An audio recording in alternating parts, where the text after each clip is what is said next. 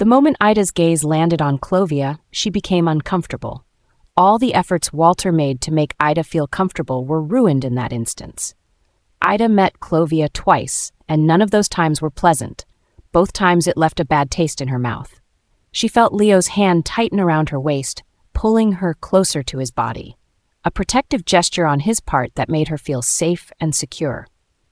"Clovia, Celine, come here and meet Ida," Walter said enthusiastically, unaware of the discomfort Ida was feeling. He didn't know that Clovia intentionally targeted her in the capital, and the smirk on Clovia's face is not assuring Ida either. "Hello, dear sister," Clovia greeted with a sugary, sweet smile, which made Ida feel sick. The word sister felt like a curse when it came out of Clovia's mouth. Ida just gave a curt nod without saying a word in return. She knows Clovia is pretending to be sweet for the sake of Walter. But Ida is done pleasing everyone. Even though Walter deserves better, it's he who should open his eyes and see Clovia for who she is. Leo already alerted her about who Clovia is to Walter. Ida felt bitter about her situation. Unaware of the conflict between the two, Walter beamed with pride. "Oh my goodness, you look just like my sister, even more beautiful if I must be honest." Celine came over and gushed over Ida, showering with fake love. Ida smiled tightly. Celine pulled Ida into a hug. Ida just stood there awkwardly. Leo still has his arm around her waist. He refused to let go of her, and she is not complaining either. "Thank you, Mrs. Wilson," Ida said with a forced smile. Looking at Celine, she couldn't help but wonder if she didn't know about the love affair between Sarah and her husband. But that's highly unlikely. "My mom became pregnant with me. That means she must have trusted Richard a lot before deciding to become physical with him. If that's the case, then their relationship must have lasted for a long time, and it must have garnered attention from everyone around them, including Celine, who is my mom's sister. Then why did Celine marry Richard, knowing that he is her sister's ex?" Ida wondered. She couldn't bring herself to completely trust Celine for some reason. Celine smiled brightly, but Ida saw a flicker of something lurking in her eyes. Ida started to feel uncomfortable at the look. It's disconcerting. Before she could wonder what this smile and that look meant, Celine looked at someone behind Ida. "Oh, honey, there you are. I was wondering where you have been.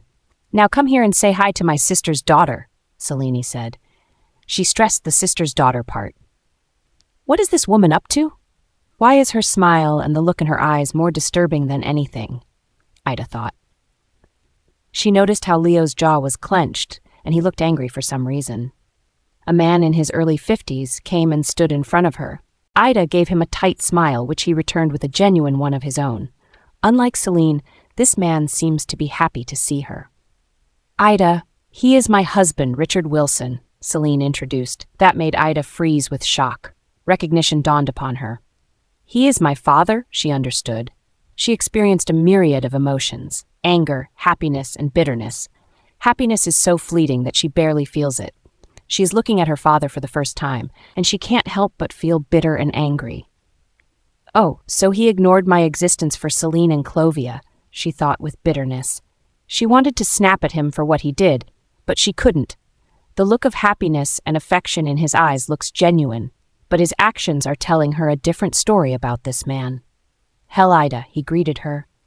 But she couldn't bring herself to greet him. Ida started to feel suffocated by his presence. If Clovia and Celine polluted her happiness, his presence made her heart feel heavy. She wanted to demand why he ignored her and what was her mistake. But she clenched her fist and turned away from him before she blindly dashed out of that room. Walter was confused. While Celine looked satisfied, Richard became sad. His heart ached with pain. He wanted to tell her why he didn't want to acknowledge her as his daughter. But he cannot. The less Ida knows about Celine, the better. Ida would not keep quiet if she found out that it was Celine who killed her mother. But will Celine keep quiet now? Ida is the heir to the Giovanni fortune. What if Celine tries to kill Ida? No, I cannot keep this to myself any longer. I have to tell everything to Leo. He is the only one who can keep Ida safe, Richard decided. Leo turned to follow after Ida, but Clovia blocked his path. "Black," she whispered seductively while trailing one of her fingers down his torso towards his slacks. He pushed her hand away rudely. "Don't touch me," he snapped. Clovia looked hurt, but recovered soon enough. "Oh, Black, you belong to me, and me alone. Ida came in the middle, and she had to go. I will not let her take my place beside you. Don't worry, I will take up that task on my delicate shoulders. I will get rid of her for us, and you will thank me for that," she promised with a crazed look in her eyes. Leo glared at her and took a threatening step towards her. "Don't touch my woman. You know how I am. I can easily snap your little head. I will make you regret everything. Don't go there," he warned her before walking away in search of Ida. He had enough, and he is ready to take Ida away from this place. Clovia gritted her teeth and sneered. "Black, you are mine," she said with a hint of obsessiveness. Richard noticed their exchange and his eyes became wide. "These two devil women will hurt my daughter if I don't hurry up. I have to caution Leo before things go down," he thought with determination and followed after Leo. Blindly, Ida went inside a dark room and closed the door after her. She didn't bother to turn the lights on. She sagged down with her back facing the door as tears of grief started trickling down her eyes. "Why? Why are you doing this to me, dear God? Why me? I can see the love in my father's eyes for me, but he will never tell anyone that I am his daughter. Why? What is stopping him? Is it his obligation as a father and husband to Clovia and Celine, or is there something else?" She thought out loud and sobbed with grief. On the other hand, Leo is searching for her. Ida? He is checking all the rooms one after another for her, but so far he didn't find her. Just then he came across Sid, who was carrying something for the ongoing party in the backyard. "Sid, have you seen Ida?" Leo inquired. Sid shook his head. "No, Mr. Hamilton, I haven't seen Miss Wilson. I am just coming from the kitchen," he replied. Leo's frown deepened and left to look for Ida. Sid is puzzled, but the weight in his hands prompts him to deliver the food to the guests. He saw Richard following after Leo. Mr. Hamilton is searching for Miss Wilson, and what is Mr. Richard Wilson searching for?" he thought to himself and went about his work. Leo went to the right, while Richard walked to the left side. On the other hand, Sarah and Nancy returned back to their small rental room in the capital. The room they rented is small and is very dirty. But they can only afford that room. The motel is in a very seedy area in the city. There is a single cot pushed to one side of the room, while a small outdated TV is placed on one wall. Apart from that, there is no other furniture in the room. That TV is always turned on.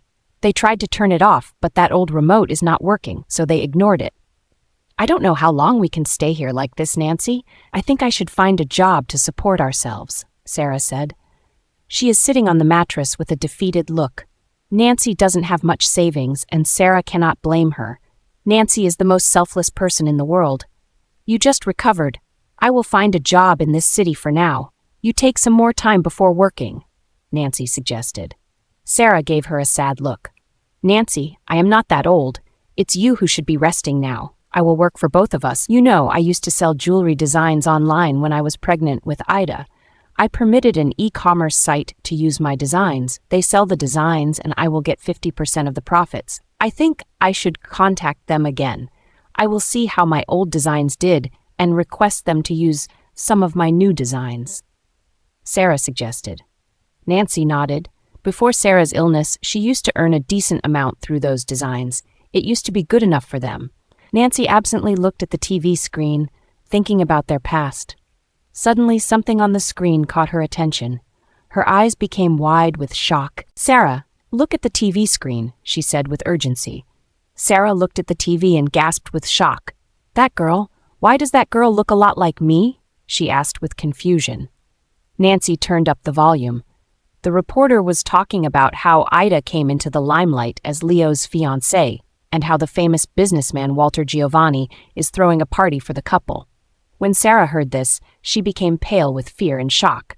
"I think we found your daughter," Nancy said, still looking at the screen where the Giovanni mansion is on display from outside. Sarah choked on a sob, which caught Nancy's attention. "Sarah? What happened?" Nancy rushed to Sarah's side. Sarah pointed to the screen with her shaking finger. "She is inside that mansion, the same place from where I wanted to save her from. Her resemblance to me is undeniable. The people in that mansion would know that she is my daughter. What if they tried to kill her? Everything we have done so far to save her will be for nothing. Nancy, we have to save my daughter at any cost, Sarah urged with urgency. Nancy nodded, completely agreeing with Sarah's fear. I know, my dear, I know. But how? We cannot just go there right away.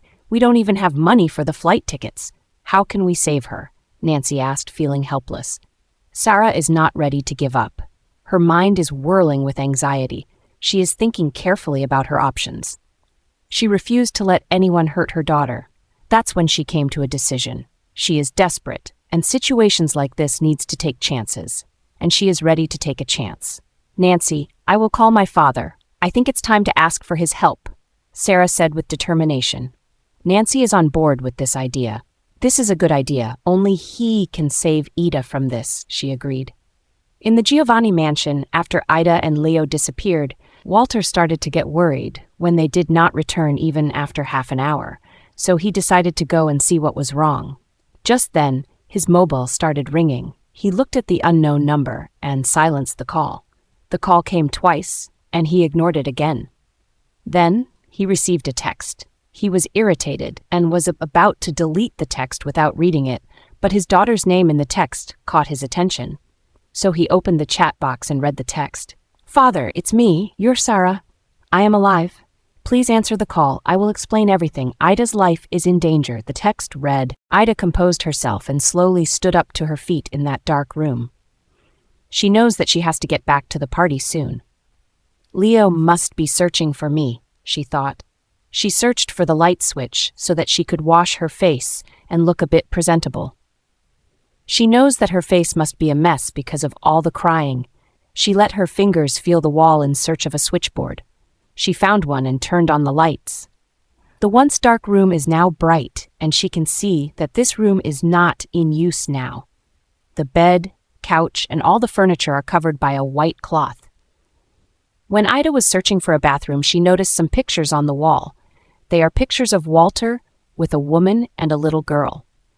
Ida noticed that the little girl in the pictures started growing as her eyes trailed down to other pictures in the room, and the other woman beside Walter is not seen either.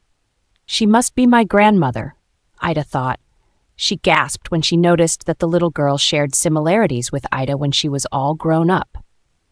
She must be my mother, Ida thought, feeling emotional. Tentatively, she touched the picture with her shaking hands. This is the first time Ida is seeing her mother. She heard from Walter that Ida looked a lot like Sarah. In every picture, Sarah is beaming with genuine happiness. I don't know what you saw in that man, Mom. He doesn't want anyone to know that I am his daughter. Even Grandpa doesn't know that Richard Wilson is my father. He is selfish. Mom, Ida confessed with sadness. That's when the room door opened from outside, and Richard walked in. When he caught sight of Ida standing in front of the family portraits of Walter and his family, he stopped dead in his tracks. When he saw that the lights in this room were turned on, he thought that it must be Leo. But he found his daughter instead. Ida glared at him, and he felt her anger stabbing his heart like a sharp knife. Ida, he whispered. She became stiff, and he saw the moment when she decided to walk away from him.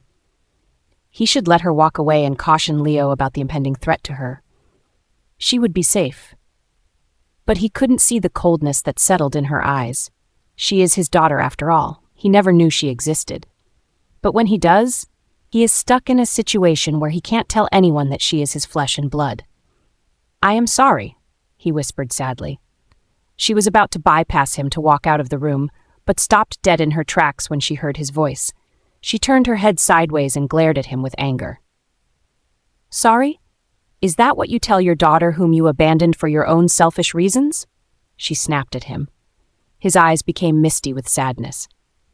No, my dear, I know a simple apology wouldn't justify for what I did. But I am weak and spineless to fight against the people who killed the love of my life. I am a scared coward who couldn't acknowledge his own daughter out of fear that the same people might hurt her too. I am scared of losing you, and I am not capable of protecting you either, he confessed with overwhelming sadness.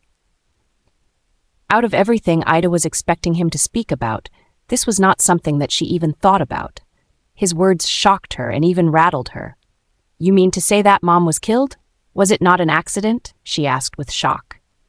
Her grandfather and even Leo told her that her mother died in an accident. If you know that someone killed her, why didn't you tell that to Grandpa? He would have helped you for sure, she asked, still reeling in shock. Richard shook his head sadly. I couldn't. Your grandfather doesn't know about my affair with Sarah. He wouldn't have accepted me as his son-in-law. I came from a poor family, while Sarah was filthy rich, so we hid our relationship from him. Sarah was planning to tell him about us and convince him. But then she met with an accident. I don't know that she survived and gave birth to you. I was distraught and was lost in my grief. That's when Celine approached me. She asked me to marry her and become a father to her unborn child. I refused, claiming that I still only love Sarah. But Celine blackmailed me and threatened to expose about my affair in front of Walter. She even added that it was me who killed Sarah. I was scared and reluctantly agreed to marry her. After a few years, I accidentally stumbled upon her conversation with Tony. That's when I found out that it was them who planned and killed my Sarah. I couldn't do anything but curse them and cry at my ill fate. Celine loves money more than anything. That's why she killed your mother, for money. All these years, she was confident that she is the heir of Walter's fortune until you are revealed. Ida, she will definitely try to hurt you too. I was just going to tell all of this to Leo. Only he can protect you. But when I saw how much you hate me, I couldn't bear it. You are my daughter. I don't want you to hate me, Ida. He confessed sadly, explaining the helplessness he was in. Ida stood then, frozen to the floor. She couldn't move or speak anything. This is all too much to process. She did not get a good impression of Celine from the beginning. Now she started detecting that vicious woman. I think we should tell this to Leo. He would what to do, Ida suggested. In Walter's office, after he received the text from an unknown number, he rushed to his office to call that number again and find out if his daughter was alive. But when he dialed that number again, no one answered the call. He tried several times, but in vain. Why are you not answering my calls? Are you my daughter? He texted that number out of desperation. He didn't get a reply for a few minutes. After that, his mobile dinged with an incoming text. No. I am sorry. I am not your daughter. I was trying to bluff for money. I was scared and didn't answer your calls. That text read. Walter's shoulders sagged with disappointment. He tossed his mobile on the table with bitterness. For a moment, he thought he was really lucky to find his daughter and granddaughter at once. But that text proved once again that dead people cannot come back alive. His eyes became misty with sadness. On the other hand, Leo is still searching for Ida. She is nowhere to be found, and he started to get worried. Ida, where are you? He wondered with suspicion and worry. Just then, his mobile started ringing. He wanted to ignore the call, but when he looked at the call ID, he answered it.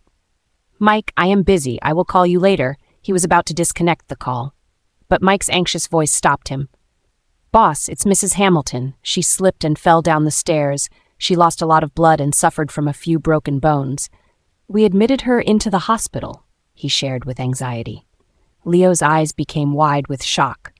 I am coming right away, he said before disconnecting the call. Then he rushed to find Ida. Just then, he found Ida coming out of a room with Richard in tow. He hastily approached them and gently cupped her cheek. Thank God I found you. We should go now. Mom is in the hospital. Come on. He pulled her hand to lead her after him, but she stood rooted to the spot. Confused by her behavior, he turned to look at her. What happened? Let's go, he said with urgency. Ida fisted her palms to control the urge to cry. She wanted to go with him and escape the web of deception that she fell into, but she can't. She knows that Celine and Clovia are standing inside the room listening to this conversation with happiness. 15 minutes ago. We should talk about this with Leo. He would know what to do. Ida told Richard, and they both turned to leave the room to find Leo. But they were forced to stop when they saw Celine and Clovia blocking their path. Oh, so you told her everything, Richard? What a pity. You pulled her down with you. No problem. You made our task easy, Celine said in a sing-a-song voice. She looked happy about something. Ida felt that something was wrong here. Celine, step aside. Your days are numbered now. Move. Richard took a threatening step forward. But Celine just laughed it off. Oh, Richard, relax, will you? I actually came to give you some good news, she said with a vicious smile. The fine hair on Ida's hands stood up on alert. She can sense that Celine is up to something. Richard glared at Celine. "I don't want to hear anything from you. Move aside," he demanded. Celine smirked. Clovia handed her a mobile phone which Celine extended in his direction. "Take a look." "I am sure you are going to." Richard didn't let her finish her sentence. He pushed the phone away, which made it slip from Celine's hands and fall on the floor near Ida's feet. "Who are you? Let us go." A woman cries for help ringing loudly from the phone, which caught everyone's attention. Richard gasped with shock when he heard the familiar voice. He scrambled down and picked up the mobile to look at the screen. When his gaze landed on Sarah, he broke down. He fell onto his knees and cried with happiness. "Sarah? You are alive," he said into the phone. Immediately, Ida leaned down and looked at the two women who were restrained in a small motel room. Their hands are tied and they both are bleeding from injuries that are inflicted upon them by someone. "Mom?" Ida whispered with mixed emotions. Celine and Clovia are watching both Richard and Ida, who are now kneeling down on the floor near their feet while looking at the video on the screen. "This position suits you better, isn't it, Ida?" Clovia laughed like a lunatic and kicked Ida with her foot. Ida lost her balance and fell on the floor on her side. "Ida!" Immediately, Richard rushed to help his daughter. "Clovia," he thundered angrily. Celine and Clovia smirked. "Relax, Richard. Are you not happy that your precious Sarah is alive?" Celine asked with an evil smile. Ida and Richard glared at the mother-daughter duo. "Where is Sarah? What have you done with her?" Richard demanded, and slowly stood up to his feet along with Ida. "If I tell you about this to Leo, you will be very sorry," Ida threatened, causing both Celine and Clovia to laugh out loud with mockery. "Poor Ida. Do you want to complain about us to your precious lover? Then what is stopping you? Go on. But before going, don't forget that your mother's life is at our mercy. With just a single call, I could get her killed and no one would know. They are already thinking that she is dead. Killing her now would not make much difference," Celine threatened. Ida's eyes became wide with shock. "How could you? She is your sister. You already stole her life once. Is it not enough? Is it really necessary to torment her like this?" Ida demanded angrily. Celine laughed with happiness. "Sister? That's why I asked Tony not to kill her. If you are this upset with what I did to your mother, whom you saw just now, I wonder how you would feel when I show you what I did with Grace Hamilton," Celine announced, rather proud of herself. Ida became pale. She didn't know until then who her parents were. But Grace always showered her with maternal love. Ida loves that woman like a mother. Ida lunged at Celine with anger and grabbed her hair in a death grip. "Grace? What have you done to Grace? She is a sweet woman. What did you do to her?" Ida demanded. The thought of anything happening to Grace is heart-wrenching. Celine roughly pushed Ida away. Ida fell down on the floor with a thud. "I didn't do anything, but your ex-boyfriend Kevin did." Celine sneered and adjusted her hair. "I didn't do anything, but your ex-boyfriend Kevin did." Celine sneered and adjusted her hair. Richard rushed to his daughter's side and helped her up. "Celine," he snapped at his wife. But Celine ignored him. She is looking at Ida, who looks stunned. Ida gasped with shock. She knows that Kevin is an idiot, but she never thought he could hurt Grace. Whenever he used to speak about Grace, he sounded as if he genuinely liked her. "I don't believe you. You treacherous woman." "You are lying," Ida said angrily. Celine snorted sarcastically and swiped something at her phone. She opened a video that Kevin sent her a while ago. "Here, look for yourself," she said, smiling maliciously. Ida watched the video with shock. She saw how Grace was walking down the stairs and suddenly how Kevin appeared out of nowhere and pushed her violently. Grace screamed with fright as she lost her balance and tumbled down the stairs and landed in a heap of her own blood. Now the stairs are drenched in her blood and she didn't move an inch after that. Maids rushed to see what happened and she was carried away in a stretcher by paramedics after a few minutes. Tears blurred Ida's vision. She couldn't stop crying. "Grace," she whimpered and cried with grief. "Why? Why did you hurt her? What do you want?" "She didn't deserve that," Ida cried with anguish. Celine smirked and cupped Ida's cheek and pressed it not too gently. Ida winced with how hard Celine was pressing her cheek. "I want you to send Leo Hamilton away. After that, you will sign all of this fortune under my name and leave this mansion silently and disappear once and for all. You should never let anyone find you again." not my father, and definitely not Leo Hamilton. If you do everything as I asked you to, then I will leave your mother alive, and your precious Grace can live too. If you try to act smart, and if your dear fiancé or your grandfather suspects anything, then I will kill Sarah and Grace. Their lives are hanging by the thread named your obedience. You decide now," Celine said with a vicious smile.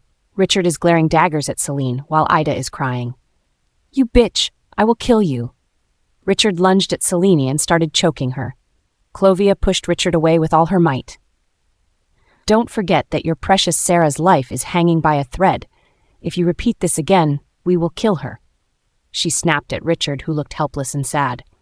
Both Ida and Richard are trapped. They can neither share their problem with anyone, nor they can do anything to help themselves. "I am sorry, Ida," he whispered sadly. She shook her head, and the father and daughter hugged each other sadly. "It's not your mistake, Dad," she whispered. Celine and Clovia gritted their teeth at their affection.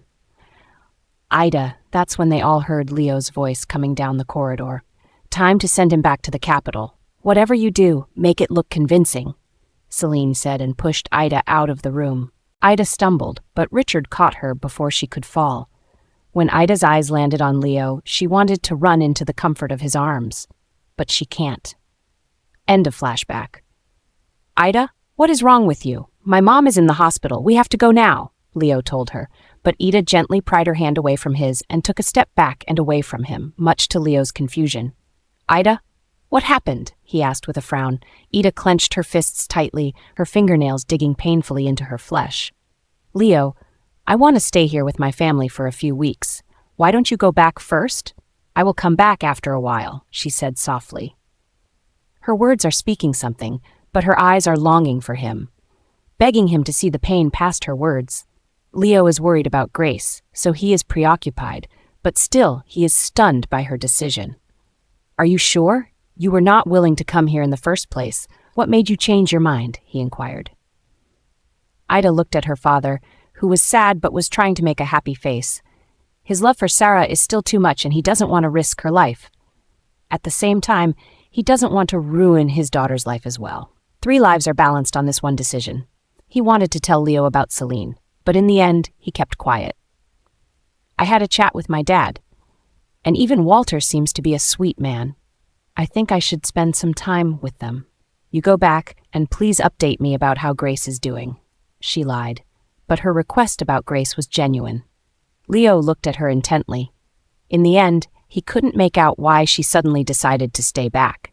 If he didn't trust Walter, he would have forced Ida back to the capital. But he trusts Walter to keep Ida safe. Moreover, his mother's health condition is pressing at the back of his mind, so he decided to let her be. "As you wish. Here, take your phone, I will call you." He handed over her phone, which she gave him for safekeeping. She took the phone from his hands. Their fingers brushed lightly, pulling at her heartstrings. She knows that this might be the last time that she might get to see him if Celine's plan becomes a success, so she threw herself into his arms and hugged him tightly. "I will miss you. I love you so much," she whispered, so that only he could hear. Leo hugged her back. "Love you too? Call me anytime if you want to come back. I will arrange a jet for you," he promised. She nodded and reluctantly pulled back from him. Ida is looking longingly at Leo's retreating figure. She couldn't do anything to stop him or stop Celine from whatever she planned. Tears that she held started to trickle down her cheeks as pain sliced through her heart. "You could only stand and cry from now on. You will never be able to get close to him again," Clovia said with a sneer. Ida ignored her words. There is no use arguing with insane people like her. "Shut up, Clovia," Richard snapped at his adopted daughter. Celine glared at him, while Clovia made a sour face. "What she said is true. I will take everything away from your precious daughter and leave her on the streets to beg," Celine snapped at Richard. Richard wanted to kill Celine, but he cannot. "One day, you will pay for this," he said angrily. Celine and Clovia laughed at his threat. "One day? But that day is not today. It's your turn to suffer today," Celine said and snapped her fingers. A passing maid rushed to where she was standing. "Where is my father?" she inquired. Maid kept her eyes on the ground. "Mr. Giovanni is in his office," she replied politely. Celine smiled. Good that he locked himself inside his office again. I can do whatever I want with his precious granddaughter, and he wouldn't even know what is going on outside his office. He is still grieving the death of his dear daughter, Sarah, she said bitterly. The maid is quiet, as everyone is already used to this side of Celine. When Walter is around, she behaves like a good woman who greets everyone with a smile, just as Sarah used to do. But when he is not around, she snaps and sneers at everyone for every little thing. Take her to the storeroom and give her one of our maid's uniforms. Give her a mask to cover her face. It's time for the guest of honor to turn into a maid. The clock struck 12, and the princess turned into a maid. Celine laughed like a lunatic at her own joke. Richard is not happy with the way Celine is treating his daughter. My daughter will not work as a maid. He refused to allow Celine to bully Ida. But Celine ignored him. She pushed him inside a nearby empty room and locked the door from outside. She hid the keys inside her branded handbag. Ida tried to stop her, but Clovia held Ida back by roughly pulling at her hair. No, stop! Ida cried out to let her father out of the room, but her pleas went on a deaf ear. There, now it's safely hidden in my handbag. Now you go and serve our guests. Then start clearing the trash and clean everything by morning. Your hard work will earn your father food. If you slacken your work, he will starve. Celine announced while Clovia pulled Ida's mobile out of Ida's hands. I will keep this, Clovia announced. Ida tried to take her mobile back but was slapped by Celine in return. Maids don't need expensive mobiles like this, Celine snapped. The maid looked shocked, while Clovia and Celine looked happy. This way, miss, the maid ushered Ida away from there hastily. Ida followed after the maid sadly. She is not afraid of physical labor. She is used to it all her life. She is sad that she might lose everything if Celine wins this time. No, I cannot let her win this time. She ruined my parents' life once. Now I will not allow her to ruin my life too. She has to be stopped. But how? I cannot do this alone. And I cannot give up easily either. I will pretend as if I accepted my fate. I will do everything she demands from me. That will make her feel like I have accepted my fate. In the meantime, I have to find a way to tell everything to Leo, she thought. Just like Celine wanted her to do, Ida served the guests and then cleaned everything after them. It was 4 a.m. by the time she was done. She was so tired and wanted to collapse and rest for a while. But she can't. She has something very important to do. Everyone is sleeping. This is the best time to let Leo know about Celine and Clovia's plan without them knowing about it. First, I need to find a phone to call him, she decided. On the other hand, after Leo left Newark, he directly went to the hospital to visit his mother. Mike, did you find out how Mom fell down? Is it an accident? Or is she not feeling well again? Leo inquired. Mike shook his head. I am sorry, President Hamilton. I am not sure myself. Doctors have confirmed that Mrs. Grace Hamilton was not weak or suffering from any other ailments before this mishap. Your family doctor checked her just this morning. Everything was good according to him. It must be an accident. Mike shared what he gathered. An accident? Leo murmured. His mother's accident looks suspicious, but Leo is not convinced. For some reason, he is anxious and is feeling restless. How can it be possible for 2 people to slip down the same stairs in the short span of a month? Claire fell from the same staircase a couple of months ago, and now my mother. Kevin pushed Claire then. And now, Leo wondered. Mike, is Kevin still in the hospital? He inquired. Mike immediately pulled out his mobile and dialed the hospital number. Upon inquiring, he learned that Kevin had been discharged from the hospital yesterday. Boss, Kevin was discharged yesterday, Mike shared with a frown. He is not understanding why Leo is inquiring about Kevin suddenly. Leo gritted his teeth with anger. Mike, it's Kevin. I am sure of it. He must be the one who pushed my mother down the stairs. Search for him and find him.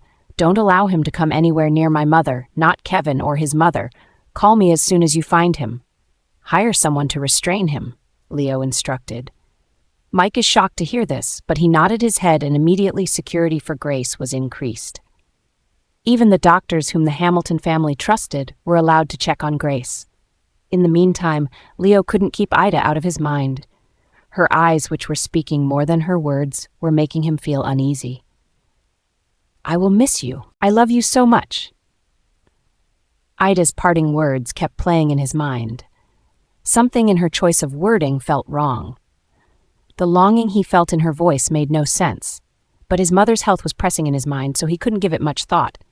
Even now, he is unable to think straight. He is worried about Grace, and Ida's words feel like she is saying something else by her choice of wording.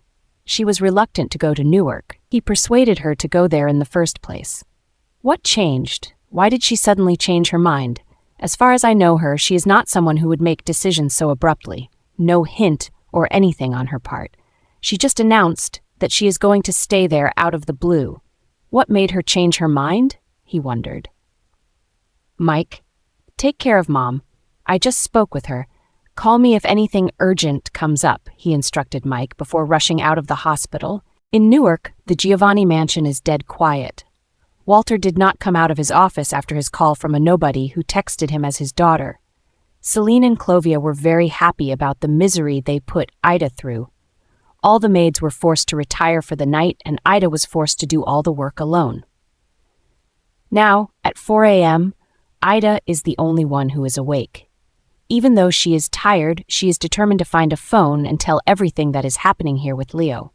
She searches every room without much use. Most of the rooms here are not used at all. The Giovanni mansion is a huge mansion with more than 20 bedrooms and 3 floors. There is a recreation room, 2 living areas, 1 huge kitchen, and a huge dining area that can host 30 people at once. When Walter was still in business before he lost his wife and daughter, this Giovanni mansion always used to bustle with guests and made men from the mafia world. After Walter lost his wife, he slowed down a little. The hustle and bustle was not that often. But after Sarah died, Walter stopped being the boss and Tony took over the entire thing on his behalf. Walter was found drunk and stopped caring about anything after that day. Where will I find a phone now? This huge mansion doesn't even have a single wired telephone? I cannot ask anyone to borrow their mobile and risk Celine's suspicion. Now what shall I do? Ida was wondering. Now Ida was so lost in her thoughts that she did not notice a dark figure walking from behind her. The dark figure started eating away the distance between them at a rapid pace. He walked closer from behind her, closed her mouth tightly with one of his hands, and wrapped his other hand around her waist. He lifted her feet off the floor and carried her away to the 3rd floor, where no one stayed. She struggled to break free of his hold, but in vain. She wiggled, she tried to kick, and did everything in her power to break free, but the man proved to be impossibly stronger. Ida started to get scared and made it difficult for him to pull her inside the room, but he carried her inside and even locked the door without even dropping a sweat. Once inside the dark room, he whirled her around to face him. Without giving her a chance to scream, he crashed his lips to hers and started to kiss her. Ida resisted and tried with all her might to push him away. But he didn't budge. He pushed his tongue inside her mouth forcefully. Once she registered his familiar taste, her nostrils picked up his comforting scent. She relaxed instantly, and tears of happiness started to trickle down her cheeks. She kissed him back with happiness and hope. She wrapped her arms around him and jumped into his arms and wrapped her legs around his waist and kissed him deeply. She kissed him, showing how much she missed him and how scared she was. Their tongues danced with each other, while they both found solace in each other's arms. Slowly he pulled back and allowed her to breathe. He rested his forehead over hers and pulled her body impossibly closer to his. Every single part of her torso is touching his. Now tell me why you smell like alcohol and some kitchen sauce, and why my fiancé is wearing a maid uniform, he demanded. She told him everything about what Celine and Clovia did and how she was forced to work as a maid. The more Leo heard about what they did, the more furious he became. He wanted to punish those 2 women right then and there. How dare they trouble you like this? I will teach them a lesson right now, he fumed angrily, and even turned to leave the confines of their room to storm into Celine's room and do just that. But Ida stopped him. Leo, wait. They have my mother, and think about Grace. She reminded him why Ida was forced to do as they wanted her to. Leo gritted his teeth. The fact that Ida's mother is alive is good news. He doesn't want to ruin her happiness. Right, they are using your mother as leverage. We need to find where she is. Then we can teach these 2 witches a lesson, he said with a frown. Now Ida is relaxed. She knows that now Leo is back. He will do anything to help her out of this situation. How is Grace doing now? Is she okay? She asked about her mother-in-law. Leo carried her to his bed and sat on the mattress with her in his arms. She is fine. Her leg has a small hairline fracture. She hurt her head. The doctor said that she will recover soon. I have arranged security for her and sent people to search for Kevin, he assured her. She relaxed to learn that Grace was doing well. Baby doll, you relax and sleep now. I will see what we can do about Celine and Clovia. Don't worry about your mother, we will find her soon, he promised. Ida gave him a sweet smile. I don't know what you found in me. I am very ordinary with a lot of baggage. But you are rich, handsome, and can get anyone you want. But still, you choose me. You don't know how grateful I am that I have you in my life. I love you, Leo. I love you so much, she whispered, showing all the love she has for the man in front of her. He smiled fondly at her sweet confession. I can have anyone, but there is only one Ida Wilson in this world, and I happen to love a lot. I would do anything and everything for her, he whispered back. She kissed him again with love. And he kissed her back gently. This kiss was sweet and long. They savored each other's taste slowly. They pulled back for air. This is my room. You go to bed now. I will plan something by the time you wake up, he promised. Slowly, she drifted into a peaceful sleep right in his arms. Sid, wake up. Leo shook Sid not too gently. Sid is sleeping with his mouth open. He was tired after the party last night, and he was not planning to wake up at 5 a.m. the next morning. But he was shaken roughly by a familiar voice that he recognized instantly. Black, please, let me sleep for a few more minutes, he mumbled sleepily, his eyes still closed. It's still dark outside, and his room is dimly lit by the glow of his bed lamp. Sid, if you want to eat my punch for breakfast, then you can sleep, Leo threatened impatiently. He is determined to take things back into control before Celine and Clovia wake up. Leo's threat worked out efficiently. Immediately, Sid sat up and rubbed his eyes. This is not fair, Black. I just slept a few hours ago, he complained, but stood up from the bed and made his way inside the bathroom to get dressed and wash up. He has yet to see Leo's face. He assumed it was Black of the voice alone. He didn't take much time in the bathroom, though. He is out within a couple of minutes, as he knows how much Black hates waiting. Okay, what are we going to do now? Is it your girlfriend again? He inquired while walking out of the bathroom. Once his eyes adjusted to the dimness and he noticed who was standing in the middle of his room, he froze with shock and confusion. Mr. Hamilton? I am sorry. I didn't recognize you earlier. I thought it was Mai. He started explaining so that Leo wouldn't be offended. But Leo stopped him midway. Relax, Sid. It's me. You were right. I need your help, Leo assured the other man. Sid looked as if he was in an alternate universe. He is finding it hard to imagine the rough underground boxer Black and the rich and poised president of the Hamilton Group are the same. He can recognize Black's voice anywhere because he worked as the boxer's assistant for more than 5 years. But the audio and the video are not connecting in his head. He pinched his hand to make sure that he was not dreaming. Ouch, he hissed at the pain, but Leo was still standing in his room. Leo doesn't have enough time to convince Sid, so he did what he did best. He punched a wall nearby. When he withdrew his hand, a hole the size of his fist was left behind. Sid gasped with surprise. Now, are you convinced? Leo asked. Now Sid doesn't have any doubt that Leo is Black. He only saw this kind of raw power in his boss, Black Star. Boss, it's you. Sid clapped his hands with excitement. Leo gave him a minute to recover from his excitement.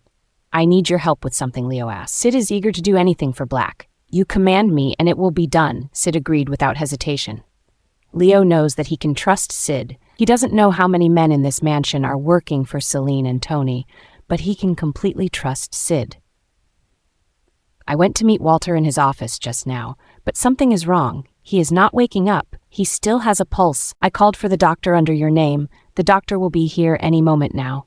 Just go and see what happened to Walter, Leo instructed Sid. Sid is shocked to hear this. What? Mr. Giovanni is not well? How did this happen? He was fine last night, Sid said with shock and bafflement. Leo shook his head.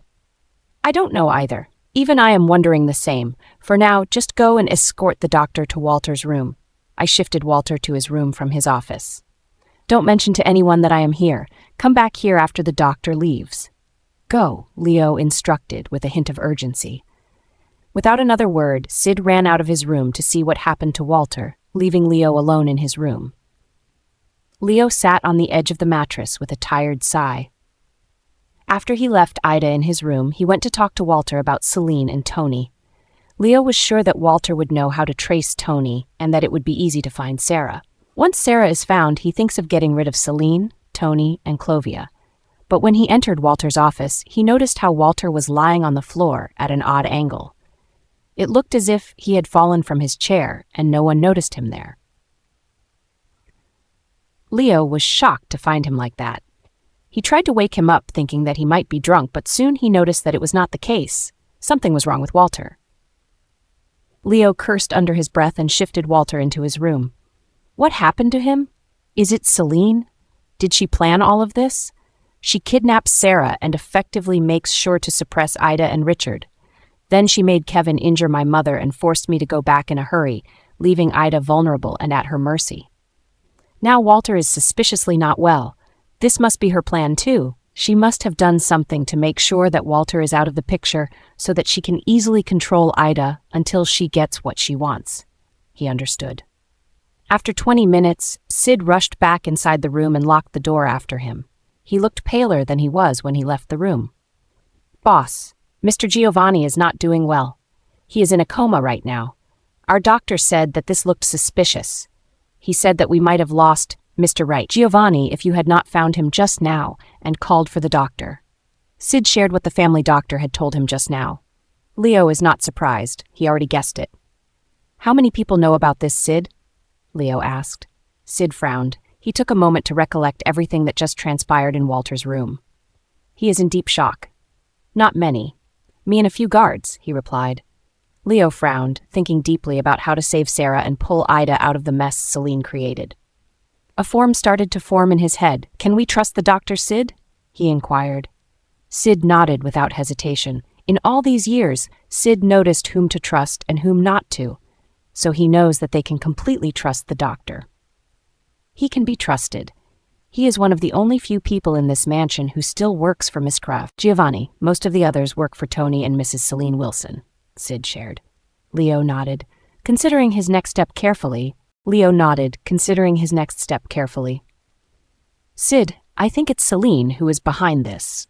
Leo decided to share everything with Sid, as he needed his help with what he had in mind. Sid gasped with shock. What? But she is Mr. Giovanni's daughter. Why would she do anything to hurt her father? He asked, trying to wrap his head around everything that was happening around him. Celine and Clovia are mean and very greedy, but they both used to behave well and care about Mr. Giovanni. This news is a shock to him. Yes, she is. And as his illegitimate daughter, all she wanted was his money. She only ever cared about his money. That's why she tried to kill Walter's daughter, Sarah. Leo revealed every vile thing Celine did. By the end of everything, he found Sid sitting on the floor and looked shaken. Miss Sarah Giovanni inherited her mother's kindness, but Miss Celine inherited his vicious nature. I can't believe that she did all this for money. What are we going to do now? Sid asked. They cannot allow Celine and Tony to succeed in their vicious plan. What did the doctor say? Can Walter be saved? He inquired. He needs to get the facts straight before making his move. Sid took a deep breath to make his heart slow down a bit. His heart is pounding with anxiety. The kind doctor said that Mr. Giovanni would get back to his conscience within a week or two, he shared. Leo nodded. Sid, I have to stay here, but not as Leo or as Black Star.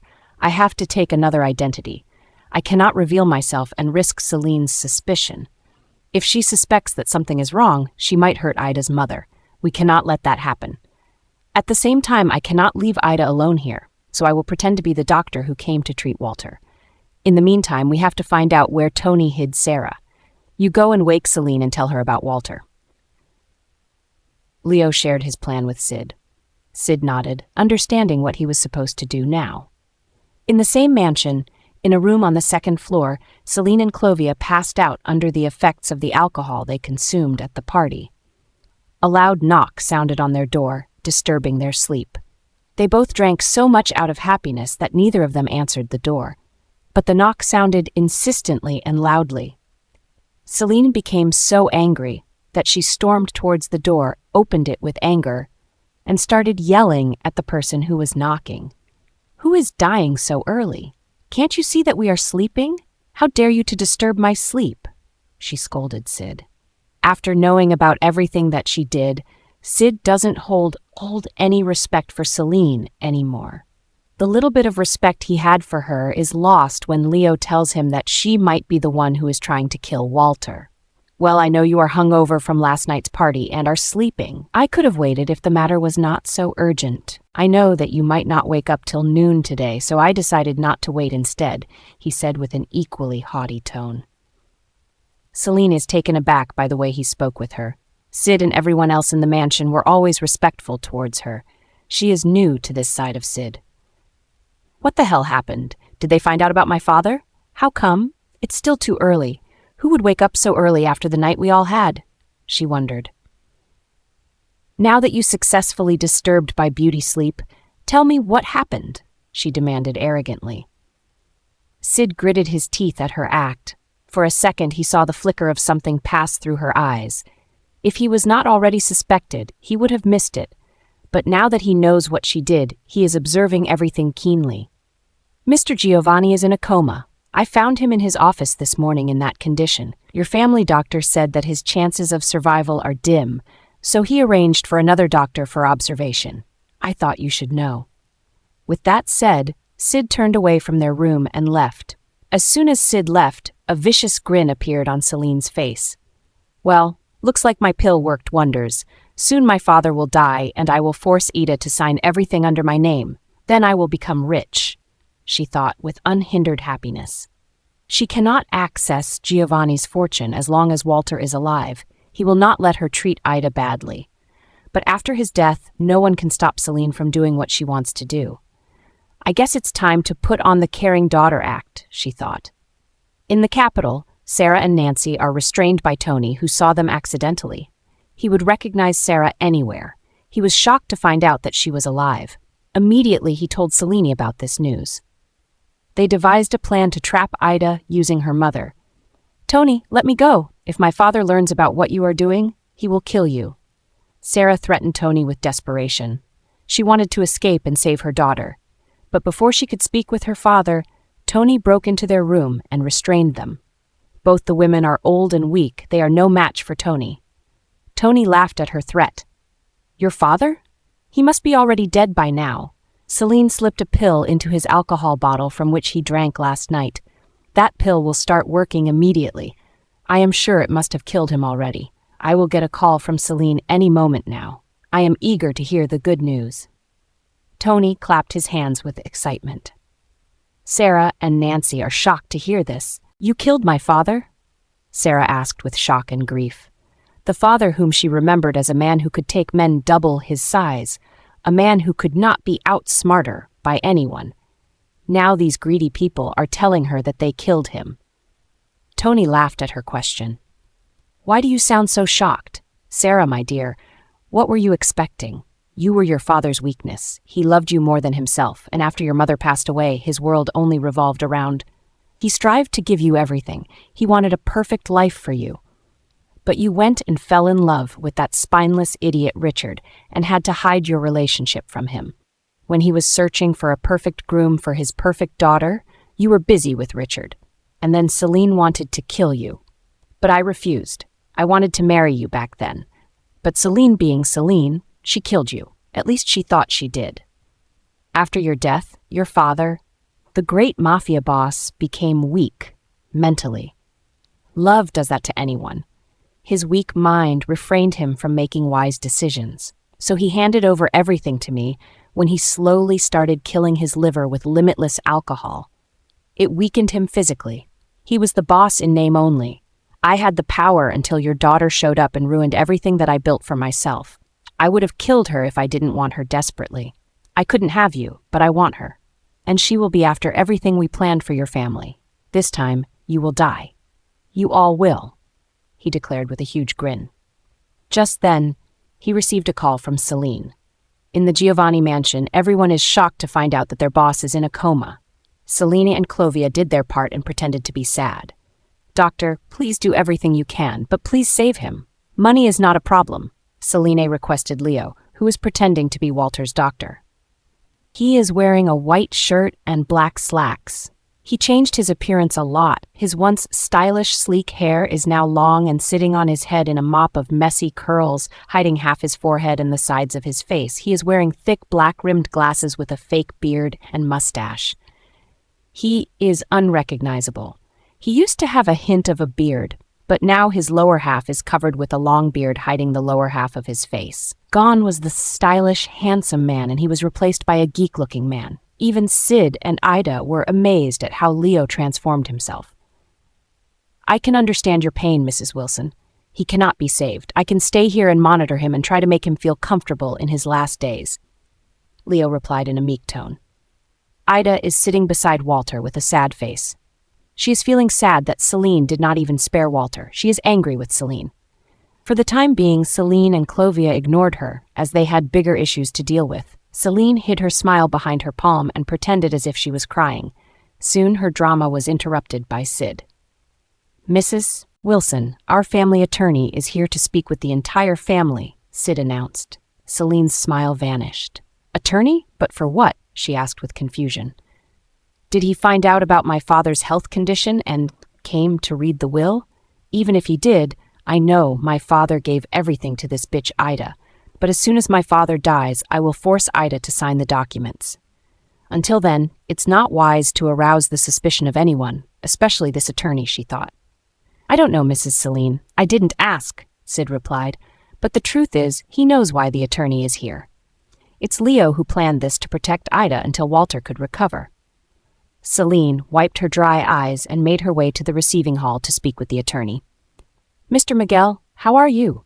Celine greeted the attorney with a beautiful, deceiving smile. Miguel smiled in return.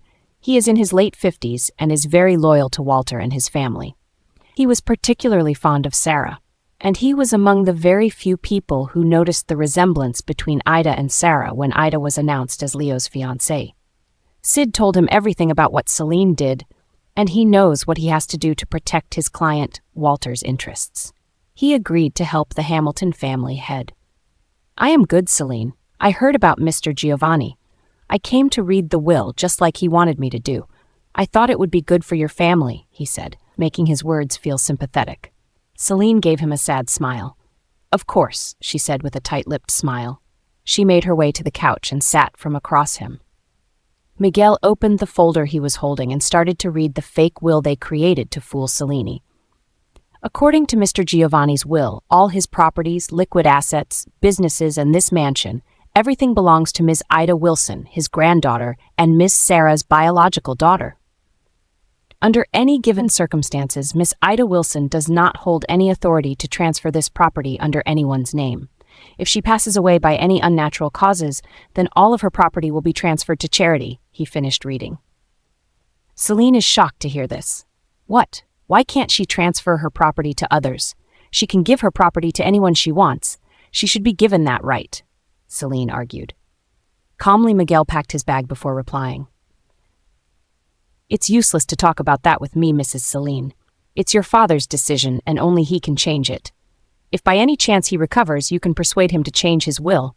Now that the task I came here is finished, may I be privileged to once visit Mr. Giovanni? I wanted to see him once, if that's okay," he asked. Celine hid her irritation. This will turn her plans upside down, and she won't be able to do anything to change it. She gave him a forced smile. "Of course, Sid. Please escort Mr. Miguel to my father's room," she instructed. "Thank you," Miguel said before walking after Sid. "Hello, Celine darling. Tell me that he is dead." Tony answered Celine's call with anticipation. He pinched Sarah's cheek roughly. Her sensitive skin turned red at his abuse. She hissed with pain. On the other end, Celine is irritated. "He is not dead, but he will, soon. He is in a coma," she muttered, not sharing an ounce of excitement that Tony was sharing. Tony noticed her tone. "Darling, what happened? Is it Ida? Is she not behaving well? Punish her, but don't be so rough with her. Especially don't damage that beautiful face until I had my fill with her." he said, laughing at his own crude joke. Celine gritted her teeth. You only think about one thing, and that is banging that bitch. You don't think about anything else. You are useless, she gritted with irritation. Tony frowned. She is more than just irritated, which she noticed belatedly. He frowned. Something must have happened to ruin our plans. Who came back alive to ruin it this time? He thought with annoyance. What happened? He inquired. Celine told him about the attorney and the will. Tony paled. He has money of his own, but not as much as Walter. He is helping Celine with their daughter Clovia and his want for Ida's body. But their plans are getting disrupted again and again by something or someone. This is getting irritating. What now? It's impossible to get your father's fortune. I am rich too. I will give you half of what I own. Forget about the Giovanni fortune and hand Ida over to me. You will be happy, and I will be happy. We don't have to do all of this risk getting caught, he suggested. He knows how to earn the money which he gives to Celine. He has all the illegal means to do that quickly. Sarah became pale. This is what she wanted to avoid. She tried to save her daughter from this kind of fate. But despite everything she did, Ida still ended up in danger. Tears of grief and hopelessness trickled down her eyes. Nancy is crying as well. All her efforts to protect Sarah were in vain. Celine, on the other hand, is furious. Shut up, Tony. Your money cannot even come close to what my father owns. If I can get my hands on his fortune, I can live like a queen. Don't give me stupid suggestions, she snapped at him, much to his annoyance. Celine is already in a foul mood. She planned everything perfectly. She thought she could finally become the mistress of Giovanni's fortune. But that's not what is happening. Tony is annoyed. Fine, do whatever you want to do. Don't ask me for help again. This is your mess. You solve it on your own, he snapped right back. Celine sighed and rubbed her temples. That's when a plan formed in her head. Wow, Tony, I have a plan, she announced, as a grin started to appear on her face. Tony rolled his eyes. He is not at all interested in her plan. If it doesn't involve me getting Ida in my bed, you don't have to share. I am not interested, he muttered. Celine chuckled at his words. Tony, my plan will give you more than you are asking for, she said, which spiked his interest. On the other hand, Ida is sitting beside Walter's bed. Ifoy is attached to his hand, and a real doctor is assisting Leo. They gave medical attention to Walter. Let's just hope that he recovers soon, the good doctor said hopefully before leaving the room. Sid escorted him outside, leaving only Leo and Ida alone in the room. Leo, what will happen now? She will not hesitate to kill anyone. What if she hurts my mother? She locked my dad in the other room. Now my grandpa is in a coma. I don't know what she would do next.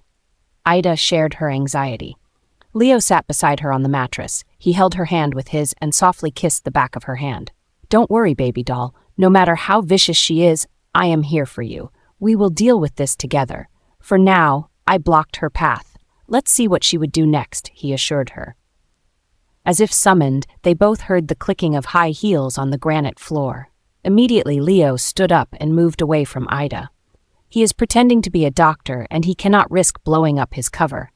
Celine walked inside the room and closed the door after herself. Celine ignored the doctor.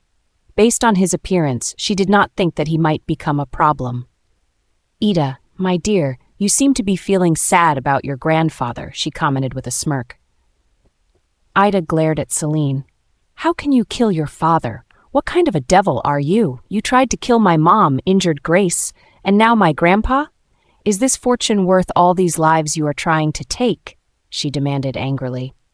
Celine laughed at that question. Money is everything, my dear. We can buy anyone and anything in this world with money. You wouldn't know that, would you? You lived in a foster system and had to survive on your tips. But don't worry, Ida. You can marry a rich man. I will arrange for it myself. Celine promised with a vicious smile. Ida frowned, not understanding what the other woman meant. I don't want anything from you. Just tell me where my mother is. I already have a fiancé, Ida reminded. Celine shook her head and slowly walked closer to Ida. She cupped Ida's cheeks with her palm and started to squeeze not too gently. Forget about Leo Hamilton. Clovia is obsessed with that man. Moreover, you are going to marry Tony in 2 days. He might be your father's age, but he is still fit and he is obsessed with you. I am sure we can all benefit from this arrangement, she declared. Ida became shocked and angry at once. Roughly, she pushed Celine away before Leo could do it himself. His fists and clenched jaw are telling her everything she should know. He is not pleased. Celine stumbled and moved aside when Ida pushed her away. "No, I will only marry Leo. You cannot force me to do anything against my will," she snapped. Celine glared at Ida. "Think carefully, Ida. Your mother is still under my control. Just a call or even a text from is enough to end your mother's life. If you don't agree to this arrangement, I will gift you Sarah's dead body on the 3rd day." Celine threatened before walking out of the room. "When she comes and asks you the next time, tell her that you agree to marry Tony," Leo suggested. Ida is shocked to hear his words. Her wet eyelashes widened with shock. After Celine left Walter's room, demanding Ida's obedience, Ida started to panic. Celine is making it difficult for them to outsmart her. Her eyes watered with sadness. Immediately, Leo rushed to her side and hugged her, offering her comfort. But Ida was not expecting him to say what he just did. "What do you mean?" "Leo, how can I marry someone else when I love you? It's better to give up my life than marry that treacherous man," she spoke out, feeling depressed.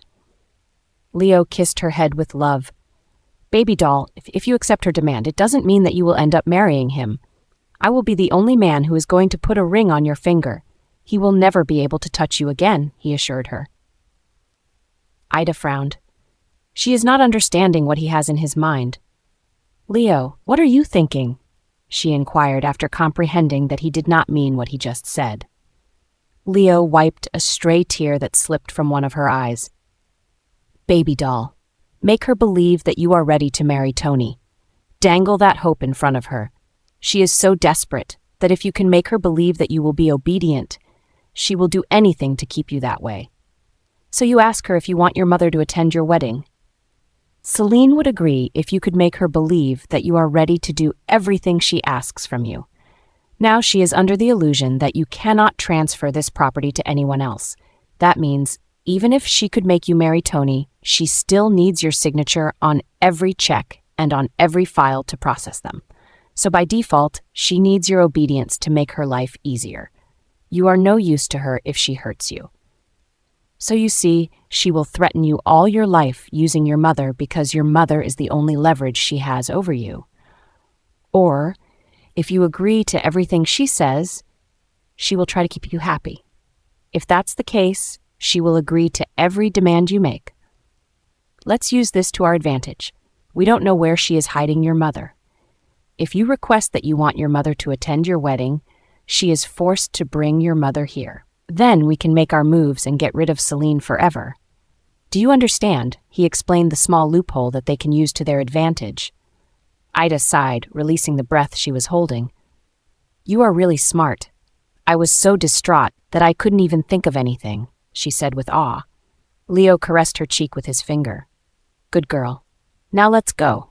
He pulled her out of the room, making sure to avoid everyone. He used the back door and led her inside his room. On the other hand, Kevin is in hiding. After he pushed Grace down the stairs, he assumed that he would not get caught. But that's not what happened. His uncle found out about who pushed his mother and has been searching for him since then. Mom, please help me. Uncle will kill me if he finds me. Kevin begged his mother. He is shaking like a leaf with fear. After witnessing the dangerous side of his uncle once, he doesn't want to be on the receiving end of his uncle's wrath ever again. He is so scared that he is sitting in one corner of his mother's room and folding himself into a fetal position. Already Mike and a bunch of bulky-looking people wearing all black came in search of him, but his mother lied to them and sent them away. They both know that he cannot hide here for longer. Clarence is glaring daggers at Kevin. He told her everything about what he did to Ida and how his uncle punished him. She sent him to the company to learn and take over Leo's position, but he went and turned himself into a convict instead. How can you act like an idiot, Kevin? You tried to kill Grace. Do you know how much Leo loves his mother? He almost killed you for touching Ida. But now he will kill you for hurting Grace. I don't know what you were thinking when you agreed to this insane plan. It's a miracle that Leo did not file a complaint against you, but I am sure he has much worse planned for you in his head. I can't save you this time, she said with anger. Kevin started crying. If his mother can't save him, no one can. Mom, please help me. I will be obedient after this. I will do everything you want me to do, but please save me this last time, he begged. Clarence swallowed past the lump in her throat. She is deeply saddened to see him like this. He is reminding her late husband, who used to be just like Kevin. He used to mess up things badly, forcing Kevin's grandmother to clean up after him. It became a norm. It became so bad that Kevin's grandfather barely used to have time for his family and Leo. That negligence forced Leo to leave home and he disappeared for years. Just like how Kevin's grandfather used to clean up after Kevin's father, Leo is cleaning up after Kevin. I desperately tried to make a smart man out of you. I never wanted you to end up like your father, thoughtless and impulsive, but you became just like him. Now you did something which cannot be undone. I am sure Leo will not file a legal complaint against you, because that would ruin our family's reputation. He would never do anything to ruin this family's reputation. I am afraid you messed up badly this time, Kevin. Go and apologize to Leo. As the head of the Hamilton family, he will decide what to do with you. That's the only suggestion I can give you, she said sadly. Kevin is regretting what he did. He wanted to outsmart Leo, but he should have known that it was impossible. Uncle would kill me, Mom, Kevin said between his cries of fear. Clarence is sure Leo must have something else planned for Kevin. Death is too easy, so don't worry, he will not kill you, she assured him. So you will marry Tony, is that right? Celine asked Ida one more time. Celine never thought that Ida would agree easily, but to her surprise, the young lady agreed without much fuss. Clovia is almost jumping up and down with happiness. But I have a condition of my own, Ida spoke out confidently. Celine frowned and looked at Ida. Curiously, condition? She must ask me to release her mother. Sarah is the only leverage I have over Ida. If I release Sarah, then it will be impossible to control Ida, Celine thought. I won't release your mother, if that's what you are planning to ask me for, Celine declared firmly, before Ida could ask. Ida smiled sadly. I know, Celine. I know you will never agree to release my mother. That's not what I wanted to ask you for. I want my mother to attend my wedding. You can keep her surrounded by your men, but I want her to present there. She has never been a part of my life since my birth. But marriage is a big thing in a girl's life. No matter if the marriage is liked or undesirable, I want her to be a part of this event in my life. I will not walk down the aisle if I don't find her here tomorrow morning, Ida said firmly. Celine frowned. What is she up to now? She wondered. Clovia is worried. Oh dear, if Ida doesn't get married to Tony tomorrow, then Leo will never let her go willingly. Eventually, he will come back for her. I cannot allow my mom's suspicious nature to ruin this for me, she thought. Mom, what is there to think so much about? This mansion is in our control now. Grandpa is in no state to help her, and Leo wouldn't come back until his mother was discharged from the hospital. Richard is spineless, and he cannot do anything. More than half the men in this mansion work for Tony. So why are you so worried? Even if we keep Sarah here, it doesn't matter. None of them can escape. Ida will be stuck with Tony after marriage. She will be happy if she is obedient. If she is not, she will be miserable. Leo will not even look at her twice if he finds out that she married someone else behind his back. Don't think too much. Ask Tony to bring Sarah here. After all, it's his marriage, Clovia persuaded her mother confidently. As everything Clovia said was true, Celine decided to agree to Ida's demand. All right, I want you to get dressed and ready by 8 tomorrow morning. You will get married to Tony in this mansion, and you will get to meet your mother after your marriage. She will attend your wedding, but I will not allow you to meet her before your marriage. Sid will go and buy you a white wedding dress for tomorrow, Celine said before leaving the room. After Celine left the room, Ida collapsed on the bed. She remembered how Clovia reacted when she found Ida in Leo's old room in the mansion. She threw a tantrum and demanded Ida to leave, but Celine placated her, saying that this was temporary. Clovia calmed down after that. Leo came out of his hiding place. He approached Ida and hugged her from behind. You did great, baby doll. Now Celine will call Tony and ask him to bring your mother here. The moment your mother comes here, this farce will end, he promised. Ida nodded solemnly. She is really feeling sad. Celine is so desperate for money that she is ready to do anything for that. Leo, I don't want this money. I can never find happiness with something that is responsible for the misery of so many people, she whispered. He squeezed her shoulders. We can set up a charity fund and use this money to help people in need. That way we can use this for good purpose, he suggested. She looked at him with a smile and nodded. In the capital? What? Ida agreed to marry me? Really? I can't believe this, Tony said in an excited tone. Sarah, who heard his words, became paler than before. Her tears never stopped falling, and at that moment she started praying to whoever was listening to her prayers. Please save my daughter, she begged the universe. Yes, she did, but she wanted her mother to attend her wedding. Celine shared. Tony is so happy that he did not even suspect that this might be a trick. He simply proceeded through with everything Ida wanted. So be it. I am coming back tonight. Send your father's private jet. Sarah can be with her precious Richard, and I can be with my Ida, he said excitedly. Celine rolled her eyes at his enthusiasm. She is okay with everything they do until and unless she gets what she wants. Tony, I am giving you what you wanted, and I want you to remember what I want from Ida. I want her cooperation. I don't know how you would achieve it. You can pamper her, or threaten, or even beat the life out of her. I don't care. I want her to obey my every command. Am I clear? Celine reminded Tony. Tony groaned with impatience. I know. You don't have to remind me again and again. He muttered with annoyance. On the other hand, Richard is aghast when he learns about his daughter's wedding with Tony. By the time he was released from his imprisonment, the entire Giovanni mansion was decorated with flowers. Wear this tomorrow. After all, you have to walk your daughter down the aisle.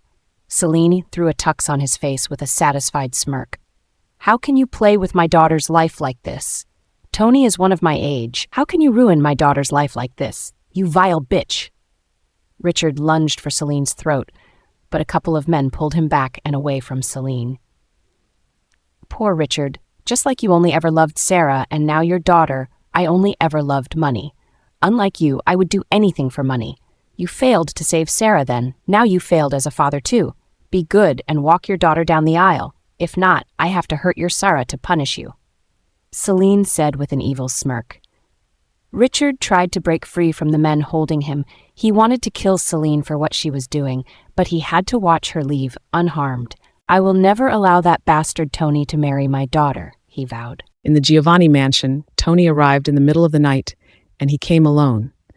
It's almost 2 a.m., and his marriage is scheduled with Ida after a few hours the following morning.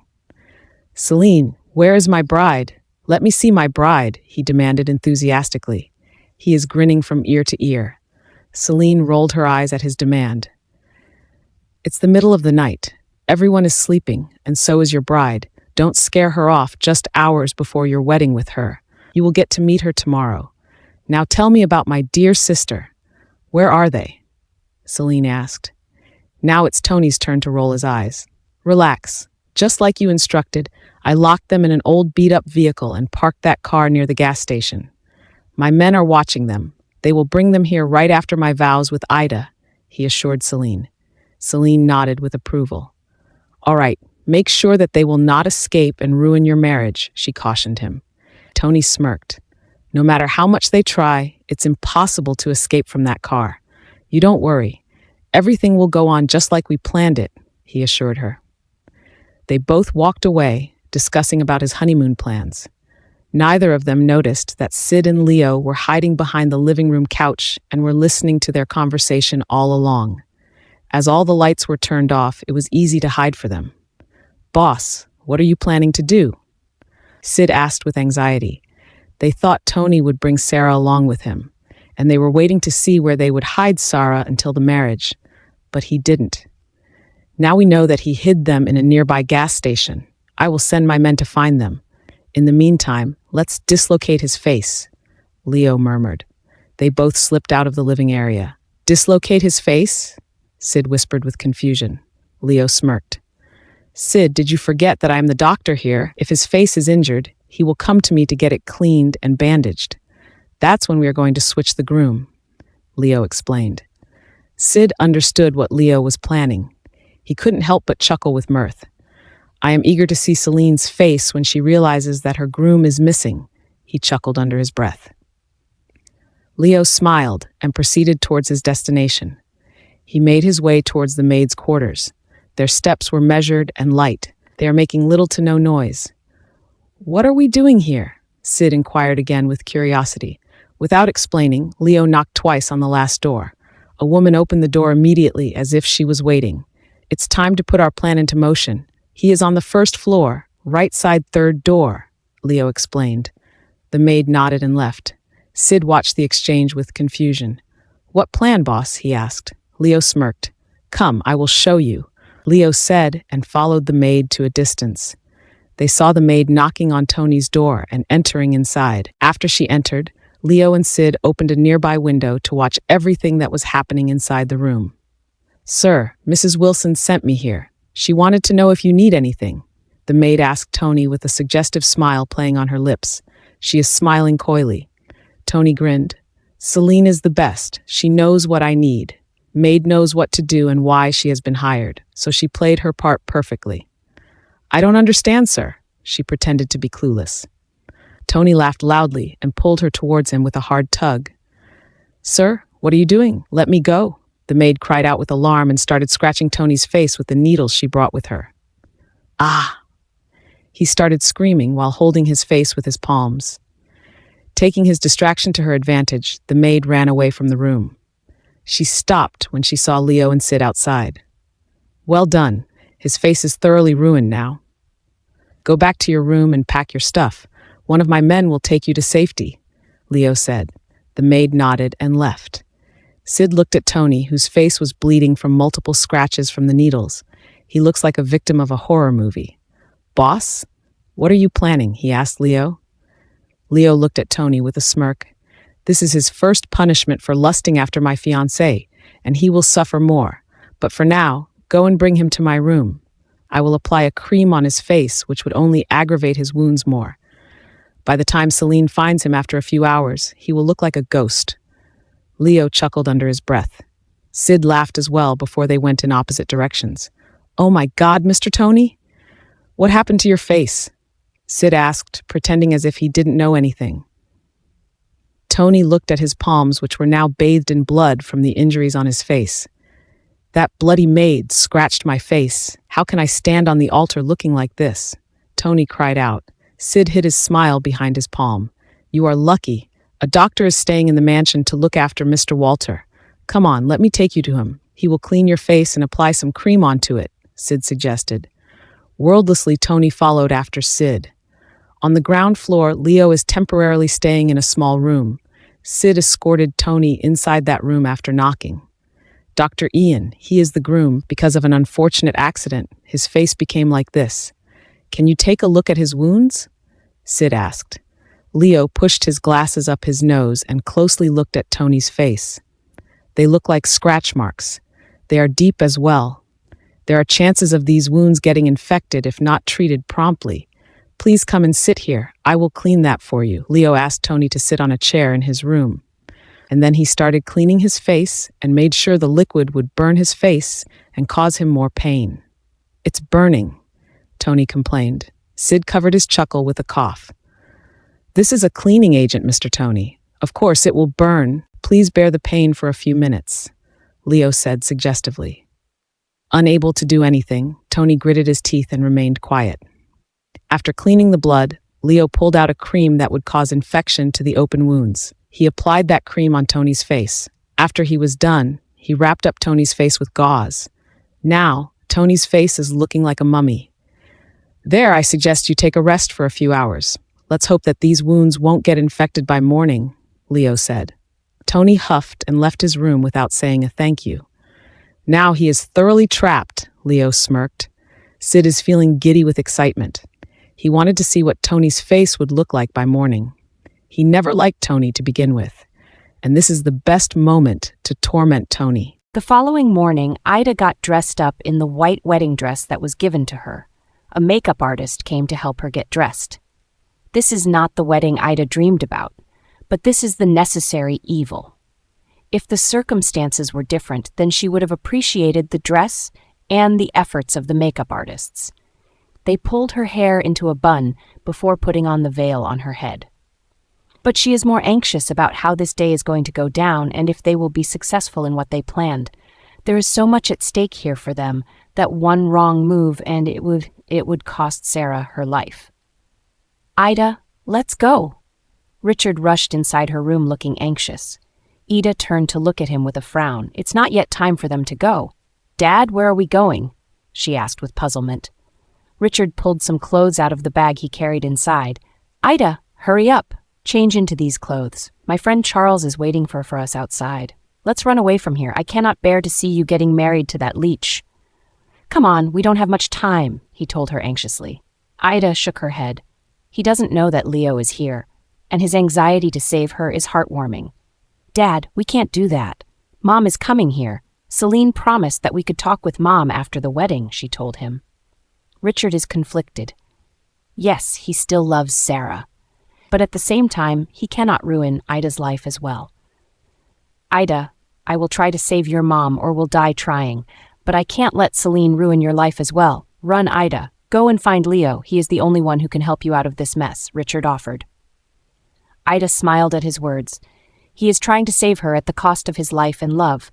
Dad, don't worry. Leo is already here. She revealed everything, assuring Richard that it was Leo's plan all along. Richard released the breath he didn't know he was holding. Thank the Lords. Then I am sure he will save you from this, he said with relief and gently patted her head. The door of that room opened from the outside again, and this time Celine strolled in, closely followed by Clovia. Richard, you are still planning to stop me? I am not very surprised. But your best friend Charles was when my men chased him away just now. What were you even trying to prove? If you help your daughter escape, what about your dear Sarah? Your plan is not foolproof. Celine taunted and laughed at her own joke. Clovia laughed along with her mother. Mom, they must be planning to go and find Leo, she chimed in. Richard and Ida are quiet, allowing them to talk and assume nonsense. Celine looked at Ida curiously. It's evident that Ida is tensed and not at all pleased with this marriage, but she is putting on a brave front and is not crying. Maybe, but I think Ida is smarter than her father. She already accepted her fate.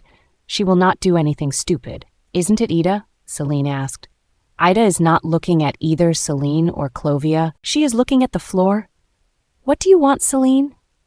Ida ignored the taunting and asked a question of her own. Celine is not very pleased to be ignored like this, but she decided not to act upon her displeasure just a few minutes before the wedding that is going to make her rich. We came to see if you are ready. I want to take pictures of you and Tony during your wedding and then send those pictures to Leo. Clovia announced and started taking pictures of Ida in her wedding dress. Just then Sid rushed inside the room. Mrs. Wilson, it looks like Mr. Tony slept with one of our maids just now. And it doesn't look like it's consensual. She scratched his face. He is bleeding from his forehead, cheeks, and chin. Dr. Ian is dressing up his wounds, he relayed with a frown. Celine gritted her teeth with anger. He is going to get married in another half an hour. He couldn't wait until then. He had to mess things up faster than I could fix them, she muttered, and stormed out of the room. After Celine and Clovia left, Sid stayed back long enough to speak a word with Ida and Richard. Miss Wilson, don't worry. Mr. Hamilton will be waiting for you on the altar. It's his plan, Sid whispered before running after Celine and Clovia. When Richard and Ida heard this, they became really happy. I don't know how he is planning to do this, but if he promised, then he will fulfill it, Ida shared confidently. Richard is also happy to hear this. On the other hand, Sarah and Nancy are locked up in a car that is parked in front of a gas station that is not too far away from the Giovanni mansion. They will be taken to the mansion just a few minutes before the vows. Sarah, how are we going to escape from this? We cannot allow Ida to marry Tony. Her life will be ruined, Nancy said anxiously. Sarah couldn't stop crying. I know. We tried everything to escape, but look around us. This place is so isolated that we haven't seen a single soul from last night. Until and unless we escape, we cannot do anything to save my daughter. But the problem is, how to escape? Sarah asked, tugging at her binds again. She is already bleeding from around her ankles and wrists where the ropes are digging into her flesh. She tried to break free from her ties, but in vain. They both are exhausted and feeling weak. Tony made sure to starve them so that they would not create a problem during his wedding with Ida. I would kill myself if that would mean that my daughter would get a chance to escape from this cursed marriage, Sarah thought with overwhelming grief. The next thing they know, a few men in black suits surrounded their car and unlocked the door. They looked at both women who were restrained. Found them, one of them told them into the AirPod he was wearing. He listened to something from the other end before nodding. He took another look at his surroundings before cutting off the restraints of the woman and carrying them out of that vehicle to the safety of another vehicle. "Who are you? Please let us go. My daughter is getting married to a bad man. We have to save her," Sarah begged. One of the men removed his mask. "Ma'am, please be at ease. Your daughter is the fiancé of my boss, Mr. Leo Hamilton. He will never allow anyone to hurt your daughter. We are here to save you from Tony and Celine. Cooperate with us, please," Sean assured Sarah before pulling his mask up. Celine stormed inside Tony's room with anger. She is seething. He was looking into the mirror when she walked in. "What the hell did you do now?" she snapped at him. He turned to face her. A gasp of shock left her mouth. He has lines and lines of dark, angry-looking red marks covering almost his entire face. The marks ran in all directions. There is some white, awful-looking outline to every scratch mark. In short, he looks hideous and scary. "Oh dear, what the hell happened to you?"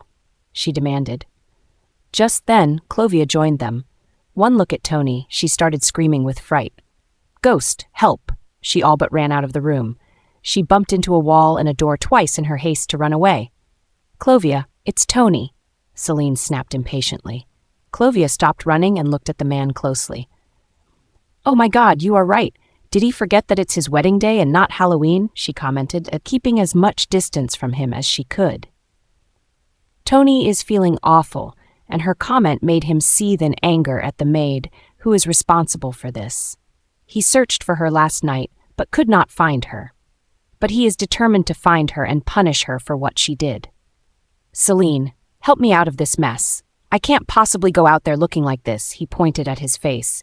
Celine gritted his teeth. She knows he cannot show his face to the people out there. He would likely scare everyone just like how he scared Clovia. If he scared Ida away, then everything she did until now would be useless. "I planned everything perfectly, but the moment you came, you started ruining everything. All you had to do was sleep, but you couldn't even do that properly. You had to go and force a maid and ruin our plans," she scolded him. Tony tried to frown, but even that small moment made his skin stretch, and he winced with discomfort. "You can scold me later. First, think about how to make me look presentable," he reminded her of the important thing. Celine couldn't find any solution to help Tony other than changing the groom. But she cannot do that. She cannot trust and control anyone like she can control Tony with so much money at stake. Just when she was thinking about cursing Tony again, surprisingly Sid came up with a plan. "Mrs. Celine, why don't we let Dr. Ian clean up Mr. Tony's wounds once more? Then Mr. Tony can wear a face mask that would cover his entire face and marry Ms. Wilson. That way, his face will be covered and no one will be able to see past the mask," he suggested. Celine's eyes widened with surprise. Sid is Walter's lapdog. He never went against Walter's words. But now he is willingly helping her. "Well, you are a smart man, Sid, and you act wisely. You know my father will die soon, so you decided to change your master?" she asked him with a smirk. Sid tried hard not to roll his eyes. He would rather leave the Giovanni mansion than work for Celine and Tony, but he kept that tidbit to himself. "We have to choose wisely and pick what is best for us, don't you think, Mrs. Wilson?" he drawled, earning a chuckle from her. Even though Celine has very, very little interaction with Sid, she still believes that he is the loyal type based on how he always used to stick with Walter. He will be loyal to his master. She just assumed that she was his new master now. "Indeed, now that you choose me, I will treat you well if you are loyal to me, just like you are loyal to my father." She spoke. Sid's smile held an undertone to it, which she didn't notice. "My loyalty will always be with the boss I choose and respect," he said, indicating Walter and Leo. Celine did not suspect that he was talking about someone else, so she smiled widely and gave him an approving nod. "Well, I think your idea is really good. Go and fetch Dr. Ian for me and fix this mess. I am expecting Tony to stand on the altar in another half an hour. I will leave it to you. I don't want to know what and how you do it, but I don't want this wedding to stop or delay for any reason, she instructed him. Sid gave her an assuring smile. Be assured, Mrs. Wilson, this wedding will not be delayed or stopped for any reason. You will find the groom on the altar before you can get ready for the wedding, he promised her. Celine pushed a piece of her hair away from her face before walking away with an air of authority. After Celine and Clovia left, Sid turned to look at Tony to find him watching his reflection in the mirror again. I will be back with Dr. Ian, he muttered and left the room. He texted Leo, who appeared in the corridor in a minute. He is already dressed in a black tux with a red bow tie. He is looking handsome. Looks like you are ready for your wedding, boss, Sid teased him. Leo lightly swatted Sid behind his head. Come on, he said, and Sid quietly followed after Leo. Upon re-entering Tony's room, they found Tony near his vanity. Sid immediately locked the door after him, which alerted Tony. Come here and help me clean these wounds, he muttered without looking at the men who entered his room. Leo pulled out the needle he already prepared for Tony. He erased the distance that separated him from his enemy and stabbed the needle into Tony's back with enough force to make the mafia man yelp with discomfort. What the hell are you doing? Tony snapped with anger and whirled around to face Sid and the doctor. But as he whirled around, he found himself feeling disoriented and dizzy. He shook his head to clear his vision. He glared at the doctor, only to gasp in shock. He found the doctor in the middle of removing his wig and beard, revealing the face of Leo Hamilton. You? How did you come here? You were hiding under our noses all this time, and Celine did not even know about it? He said with wide eyes. His eyes are now filled with fear. He knows that Leo is the Black Star, and if he decides to fight him, the chances of Tony winning are slim to none. Surprised? Surprised? Leo mocked Tony, who is gradually succumbing to the effects of the drug that was just given to him. Tony took a step back and away from Leo, only to collide with his vanity. Leo and Sid chuckled at his reaction. Boss, how I always wanted to see this fear in his eyes. I hoped that Mr. Giovanni would put him in his place, but he was too old and lost in grief. I am glad that I finally saw fear in his arrogant eyes, Sid commented with a toothy grin. Tony glared at him, but when a hard slap landed on his cheek that was unexpected, he stumbled and fell backward. He broke the mirror in the process. The sound of glass breaking echoed around the room, mingled with the sounds of his pathetic screaming. On cue, loud music started playing outside, drowning the noise Tony was making. Please don't hurt me, Tony begged. He is now lying sideways on the floor amidst the broken glass pieces. Leo smirked with anger brewing in the depths of his eyes. Leave you alone? This must be how every woman whom you violated and destroyed begged, but you never spared any of them. You caused so much grief to my woman. Why should I leave you alive? Hurting Ida is enough of a sin that earned you a death sentence in this lifetime. Leaving you alive is out of option. You are a risk to Ida if left alive. The needle I just stabbed you with has the same poison that you gave Walter. It is 10 times more than what you slipped into Walter's drink. Walter will survive, but you won't be able to. I will marry the woman I love now, and you will be fighting for your life here. You can watch your wedding from here, that is if you live more than 10 minutes from now. The countdown to your ending has begun. It will stop when you take your last breath. Leo said with a cold smile playing on his lips. At that moment, he looked more like the Black Star whom everyone feared, rather than the poised businessman Leo who deals everything with tact. Tony tried to crawl towards the door to alert Celine, but the broken glass pieces all around made it difficult for him to move even an inch. Let's go, Sid. My bride will be waiting for me, Leo said before slipping a black face mask over his face. His entire face is covered with the mask, so no one can see the man behind the mask. In Ida's room, Ida is worried and anxiously pacing her room. Ida, stop pacing. You will be marrying the man you always loved. Why are you so tensed? Richard inquired.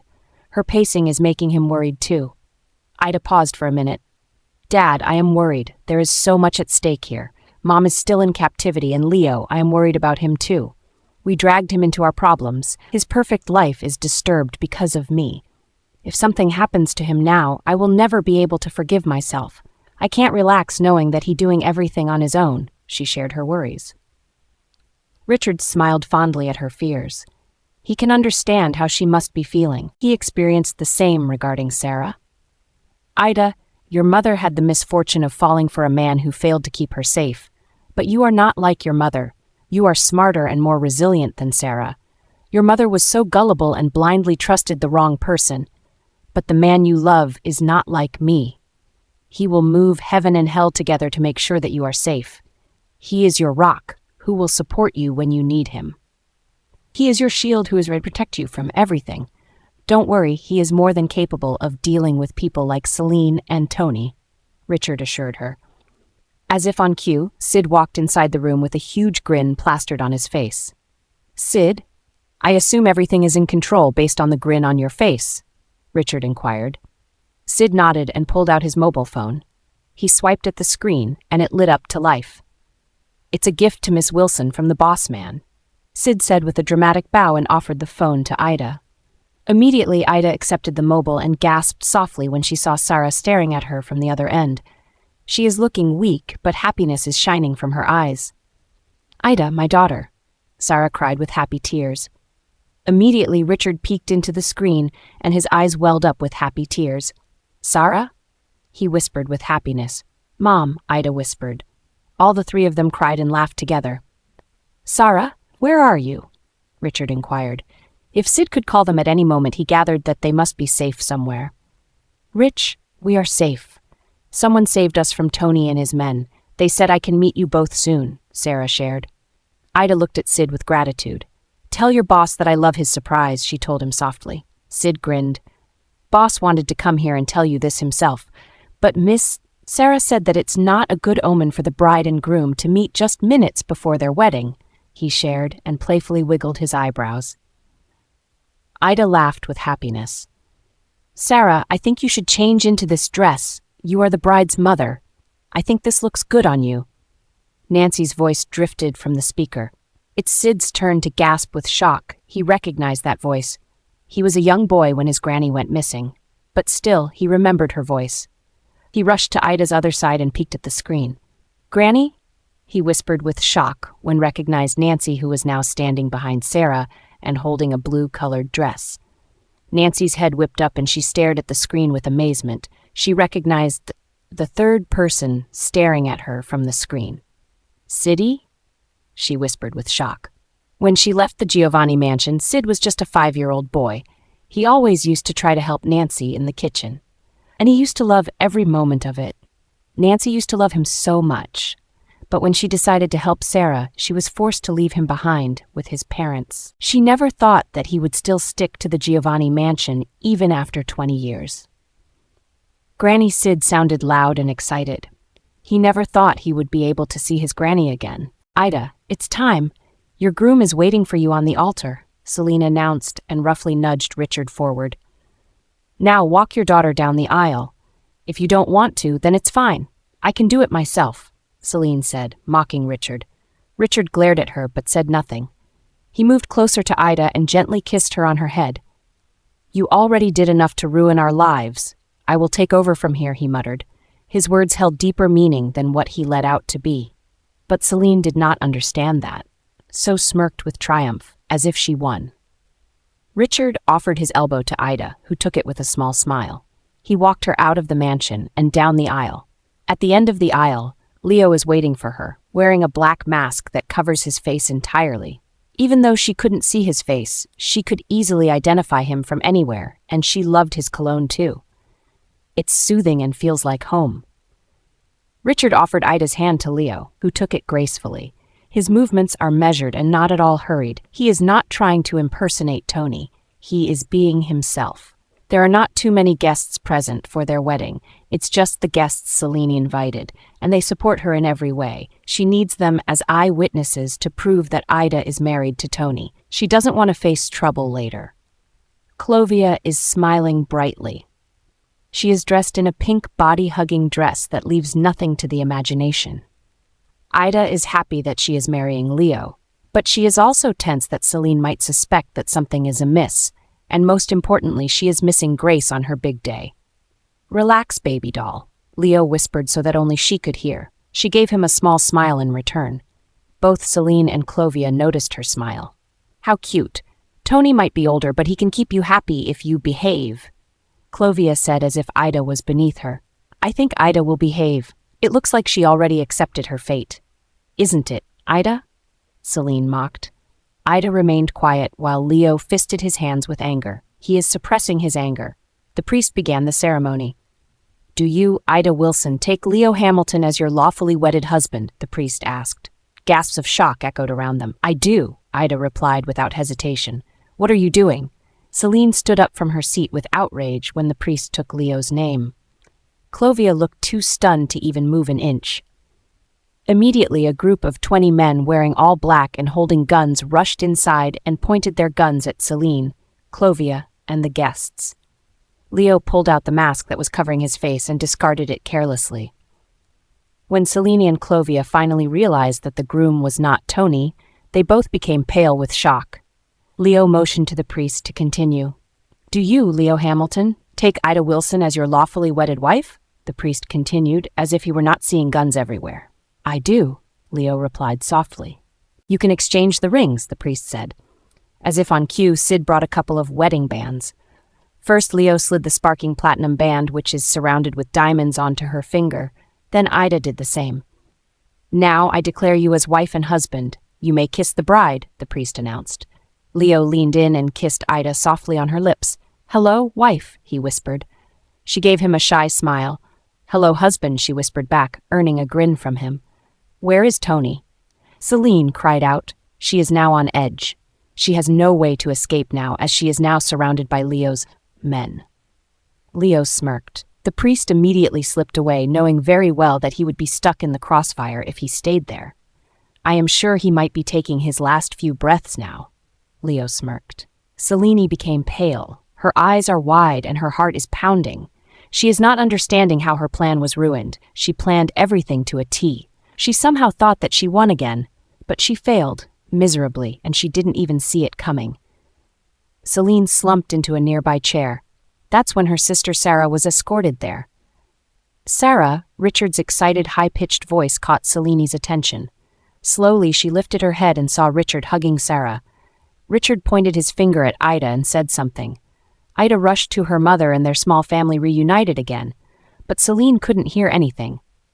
Her ears are buzzing and her mind is filled with different scenarios of how she could escape from this. But her eyes refused to leave Sarah's happy face. She hated it. She always hated the smile on Sarah's face, the pampered princess and the apple of her father's eyes.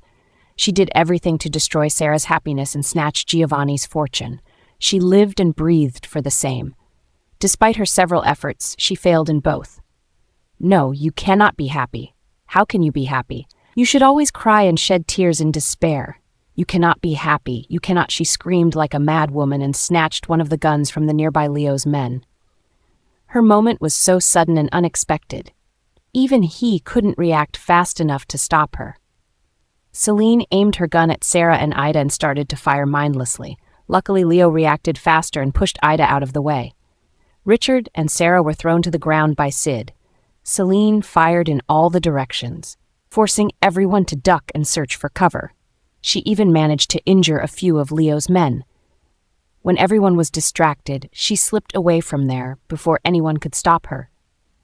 Clovia, on the other hand, is too shocked to react. She is just sitting on the chair on which she was sitting before she discovers Leo is the one who is marrying Ida. She is in a state of shock to witness the marriage of the man whom she loved for years. The hint of madness Tony saw in her gaze after Leo announced Ida as his fiancé was returned with full force. She is only thinking of one thing, and that is to kill Ida. Leo and Ida's reception was postponed to another time after they were done dealing with Celine. Richard is so happy that he can't put his emotions into words. Everyone ignored Clovia, thinking that she was harmless without her mother supporting her. But little do they know that she is the snake that is now invading the safety of their home and trying to kill one of their own. She is just waiting for an opportunity to strike. Ida, Sarah, Leo, Richard, and Sid were sitting in the living area, discussing their next move. I know it must be someone from within the family.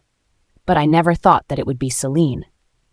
Sarah shared her shock of finding out that it was her sister who was trying to ruin her all along.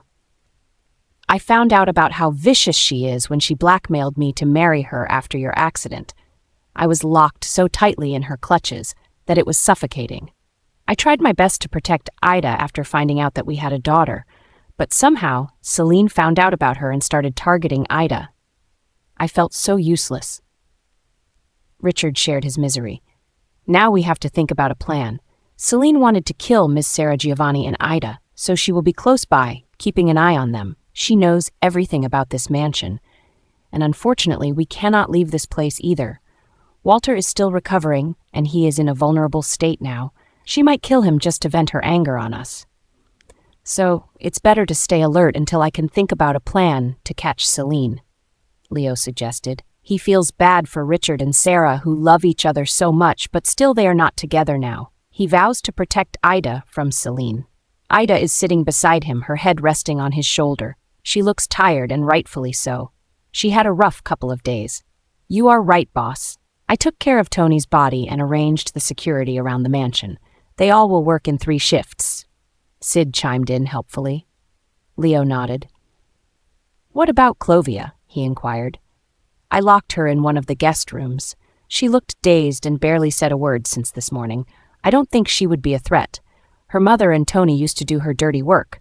Without them, she is nothing. Sid explained, not even considering Clovia as someone who could cause trouble. But Clovia is proving him wrong right at that moment. On the 3rd floor, Clovia is standing in the middle of the room which Ida shares with Leo. She is looking around the room with yearning, as if it should have been hers, but Ida snatched it away from her. Ida, if you think Leo is yours because you married him, then you are wrong. Your marriage with him only pushed your demise closer. I will kill you for ruining my chances with my Leo, she thought with resentment. She pulled out a small, finger-sized bottle from inside her dress and looked at the clear liquid with a sinister smile. You know what this is, Ida? This is a slow poison, but it will kill you faster than other slow poisons available on the market. 7 doses of this, and you will fall dead on the 7th day. Let the countdown begin, she said out loud into the empty room. Clovia walked closer to the bedside table where a glass of water was placed with a lid on the top. She opened the lid and poured 3 drops of the slow poison she brought into the glass. The poison combined with the water immediately. Clovia replaced the lid with an evil smile. She hid the poison again before walking out of the room before anyone could notice her. While in the process of slipping away from there undetected, she happened to see how close Ida was sitting beside Leo. Her blood began to boil with anger. She wanted to rip Ida's head from her body, but she controlled the urge. Soon they all will be mourning your death, she thought with anger. When she noticed that they decided to retire for the night, she left from there. Quickly, she slipped inside the guest room where Sid had locked her in earlier. As if on cue, a maid appeared and locked the door as if nothing happened. On the 3rd floor, Leo led Ida back to their room. Just then, his mobile started ringing. You go and change. I have to attend this call, Leo said before walking onto the balcony, leaving Ida alone to get changed into something comfortable. Mark, how is Mom doing? Did you find Kevin? Leo inquired. On the other end, Mark turned to look at Grace, who looked happy. Her entire face reflects how happy she is. Mark and Grace know about Leo's marriage with Ida. They all saw them exchanging their vows. Grace is still recovering from her injuries, but she is looking happy. Senior Mrs. Hamilton is happy, boss, and I am happy for you and Ida. I mean Mrs. Ida Hamilton. And we found Kevin. He was hiding in his mother's room. We locked him up in one of the rooms and gave him only 2 meals a day. He is looking pretty scared, though. Mark shared everything that was transpiring in the capital. Leo sighed. He has yet to decide how to punish Kevin. He cannot send him to prison, because that would put the Hamilton family name in a bad light. He wanted to avoid it. All right, tell Mom that I will call her in the morning. Keep an eye on Kevin, he instructed, before disconnecting the call.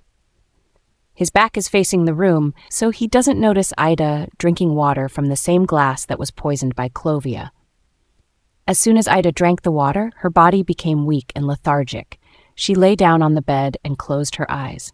The same night, Ida woke up feeling lethargic and sick to her stomach. She turned to look at the man who was sleeping beside her. A slow smile spread across her lips with love. She sat up and leaned her back to the headboard. Her throat is feeling itchy, and her mouth is feeling dry. She turned to the side and noticed that someone filled the empty water glass from which she had drunk water a couple of hours ago. She picked up the glass and took a sip to ease the itchy feeling in her throat. She took a few mouthfuls. Before she could drink more, her stomach started to churn with discomfort, and she started to feel sick. Immediately, she rushed inside the washroom and started to puke her stomach out. Once she emptied her stomach contents, she dry heaved a few times before her stomach settled down. She took a deep breath to ease her discomfort. She flushed the toilet and slowly stood up to her feet. "Ida? Baby doll, what happened?" Leo rushed to her side and gently caught her by her shoulders. Ida was lost in her misery, so she did not notice when she walked in until he was standing beside her. "I think I must have eaten something that didn't agree with my stomach. I am feeling better now," she assured him. Leo is frowning with concern. He pushed her hair away from her face and allowed her to wash her mouth before taking her back to their room. "You sit here. I will bring you some soup. That will surely settle your stomach." He planted a kiss on her head and left the room to prepare some clear soup for her. When he went downstairs, he found Nancy in the kitchen. She was sitting on one of the bar stools and was drinking some warm water. She is surprised to see Leo in the kitchen at that time. It was nearly midnight, and he retired just a couple of hours ago.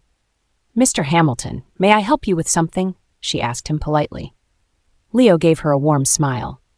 He respects the elderly woman who proved her loyalty to the Giovanni family. She left her own family to take care of Sarah Giovanni. "Nancy, you can call me Leo. And to answer your question, yes, I came to prepare something warm and soothing for Ida.